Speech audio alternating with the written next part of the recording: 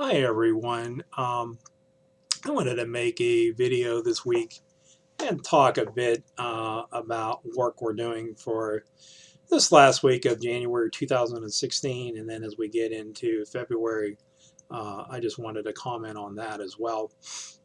Something that I wanted to talk about briefly tonight, though, is how what you learn in this particular class will help you as you move forward personally, professionally, and of course academically, because you'll be much more effective in writing email. And you're going to do written instructions in this class, and you will do those. You'll do written instructions throughout your work career in different ways. Reports, memos, letters, and so on. But one area that I wanted to talk to you just a bit about tonight is, writing a letter where you have to really document everything, and you have to do that as a consumer. And I'm going to give you two examples, one of my own and one that a student that I had in class some years ago was involved with. Um, I live in Mount Pleasant Borough, okay, and the property behind me is Mount Pleasant Township, so they're two different municipalities. Well, the owner of the property put more mobile homes, and they didn't account for more drainage from the properties and so on. So what ended up happening is they would drain into my yard and would create kind of a little river, flowing through, and it caused damage to my basement, the furniture on my back porch, and so on. So what I wanted to do was to get a pipe through my yard and out onto the street or into the storm sewer. Let me tell you, to get something like that done is almost like an act of Congress. I had to write about 12 or 13 letters over 2 years. I had to take pictures, and I really had to do quite a bit of documentation. Fortunately, the pictures were very illustrative. And one time, too, in the wintertime, it rained like really hard, and it was above freezing. And then all this rain that was through my yard, then it would start to go below 32 degrees. It froze. So it looked like I had a little bit of a lake on my yard. And so, anyhow, I was able to get permission to have a drainage pipe ran down through my yard at my own expense. And so I did it. And I think it was around $1,500, but it took me quite a bit of time. And believe me, you cannot call and ask the borough manager what's happening. The solicitor won't talk to you.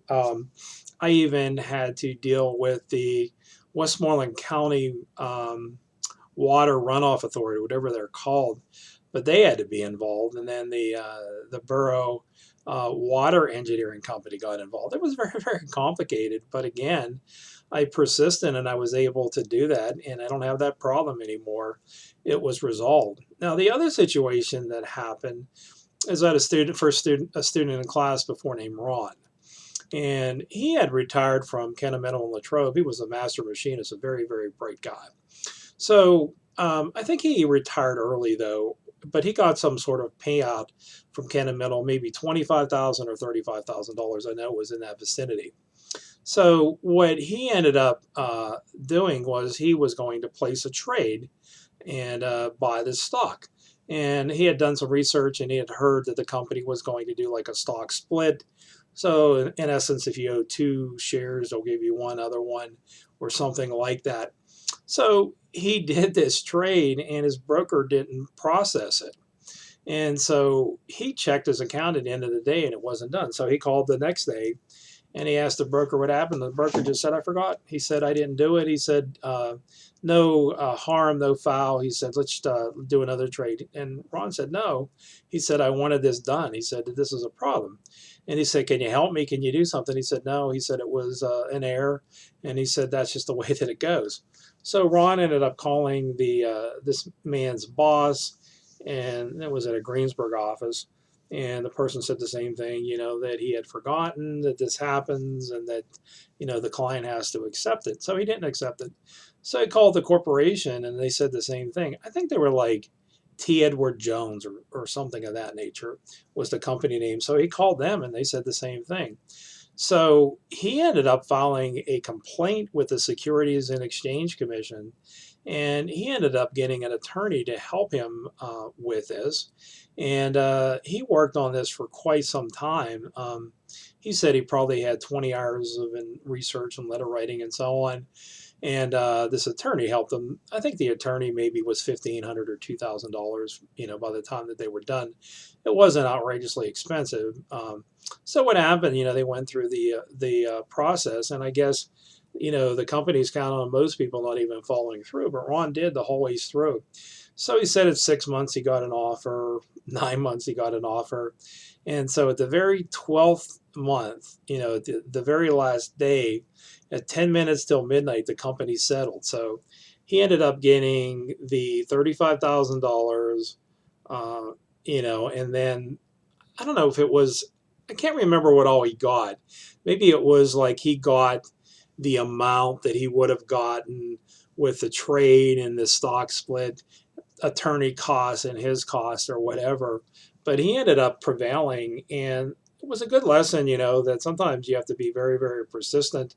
So, as a consumer, you're going to run into situations with contractors or whatnot, and or other situations.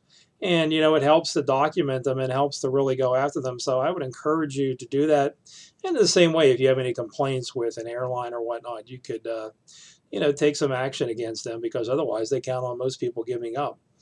All right, for this week, we're going to be doing discussion board 1, and that has to be due by the end of the week, Friday, the 29th. And then for discussion board 1A, the first posting has to be due by midnight on January 27th. And then you also have to respond to another person by midnight on January 29th. Don't post these late, though. It just doesn't work out, because I count on you with these discussion boards to post them on time. If you don't have the book, you can look at assignments, and the pages for the assignments are printed out. So, like I said, the first one is revising discussion board 1, revising 10 sentences. And your goal is to reduce them to 20 words or less. With discussion board 1A, your goal in that particular case is to, you're just, writing about telecommuting and the pros and cons of the company in the book, M Global, allowing some of its employees to work from home. And there are some really major benefits from allowing employees to work from home.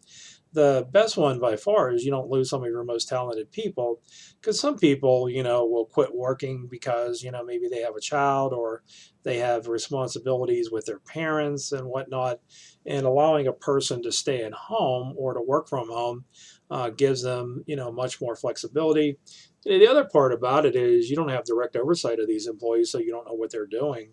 So what a lot of companies will do is they will track their progress for their work or what they're doing for the week. Or, my brother-in-law works for a health insurance company, and they track the number of patients that they speak with, the hospitals and so on. So, they keep pretty close track of them. So anyhow, you have to do that. For next week, what I wanted to mention to you is for next Friday, you have an evaluation of customer service. So you're going to have to write about a place where you currently work or have worked, and then pretty much just articulate.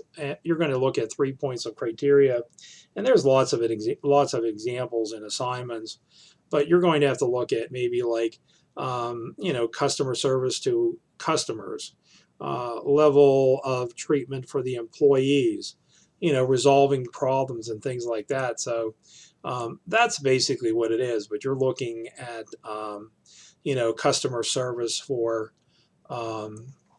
each of those, you have to just use like 3 points of criteria. So as I said, it's very, very much described in assignments, and there's also examples there. I had a student in this class last year who worked for a company called Fastenal. So, when you see like the fasteners on hoods of big trucks, or, on tents, circus tents or whatever it may be. That's what they do. But this student, he worked for Fastenal, and he said that Mack Truck in Allentown, PA, they were doing a big job, and they ran out of fasteners, and they were doing these logging trucks for the Pacific Northwest, like out in Seattle, that area. And so his company had to find fasteners.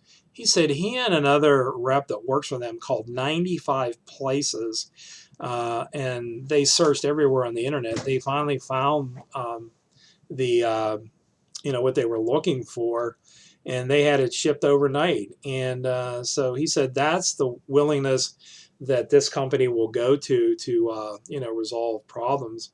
And then, like I said, I know that some of you have worked at companies that aren't the best, and they're not always good to their customers and employees. And of course, you can use those examples. So take a look at those. When you write the evaluation too, at the end of your paragraphs, use clearly, without a doubt, no, there was no question. So you're using like an evaluative kind of statement. So using examples really is very, very, helpful. And, those really can make a difference in showing how a store, a restaurant, a gun shop, whatever it may be, treats its customers. So, like I said, I just wanted to, to mention that. And then also for next week, there's a discussion board due, and you will need the book for this one. It is discussion board 2. So you have to do the first posting, and Wednesday is the 3rd of February, and then you have to respond a second time by Friday, the 5th, to another student. So with this, as we start to do, some weeks do 2 assignments, do not wait until the very last minute. Try to get them in sooner. And something to keep in mind is if you have questions, look at the assignments earlier in the week, and then of course I can respond sooner. When you send something, when you ask me a question at 11:30 p.m. on a Friday night when I'm getting 70 other emails, I'm not going to get back to you until probably Sunday or Monday. So a word to the wise is to plan ahead a little bit and check out what's coming due, and then ask questions, and then of course I will respond. And if you have an emergency situation, then naturally you can put that in your subject line. Problem, situation needs to be addressed, or something like that. But that's about it. So that's where we are. But as I said, I really wanted to share with you tonight the importance of those 2 letters, the one that I wrote and the other one. And you're going to run into situations where you're going to have to document. And trust me, in certain situations, the people that are the decision makers will not talk to you. You have to verbally put it down on paper. You have to produce evidence, take pictures. Sometimes you might have to even get other people involved to indicate, what it is that you're trying to do or trying to resolve. So the benefits of taking a course like this are many, and I hope that that it helps you as you move along. Thanks.